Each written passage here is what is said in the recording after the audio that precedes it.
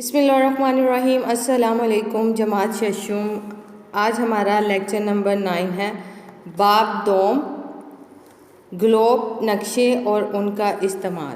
आज हम पढ़ेंगे कि ग्लोब क्या होता है।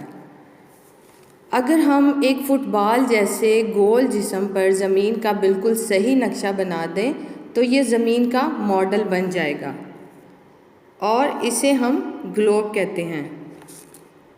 और अगर इसी नक्शे को हम फ्लैट सरफेस पर दिखाते हैं यानी कि किसी पेपर के ऊपर, तो इसे हम नक्शा कहेंगे। इन दोनों में फ़र्क भी यही होता है कि ग्लोब गोल होता है और नक्शा हमवार होता है।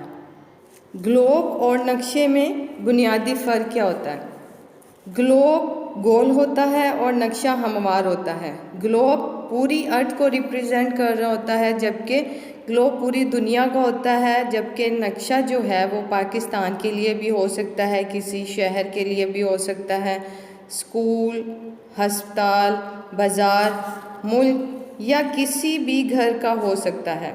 नक्शे को हम आसानी के साथ अपने बैग, पर्स या पॉकेट में रख सकते हैं क्योंकि ये पेपर की शक्ल में होता है, जबकि ग्लोब पूरी ज़मीन का होता है, पूरी ज़मीन को शो कर रहा होता है और पूरी दुनिया का होता है और ये हार्ड शक्ल में होता है।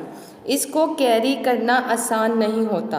ग्लोब हमें बहुत ज़्यादा डिटेल नहीं देता क्योंकि इसमें सिर्फ कंट्रीज़, कॉन्टिनेंट्स और कैपिटल्स, बॉडीज़ ऑफ वाटर को दिखाता है, जबकि नक्शा जो है वो हम किसी भी चीज़ का बना सकते हैं। जैसे कि हम घर बनाने से पहले अपने घर का नक्शा बनवाएंगे कि हमें अपने घर के लिए कितने बेडरूम, कितने किचन, कितने गैराज, ड्राइंग रूम, ये सब चीज़ें हमें उसमें चाहिए, तो हम उसके लिए नक्शा बनवाएंगे।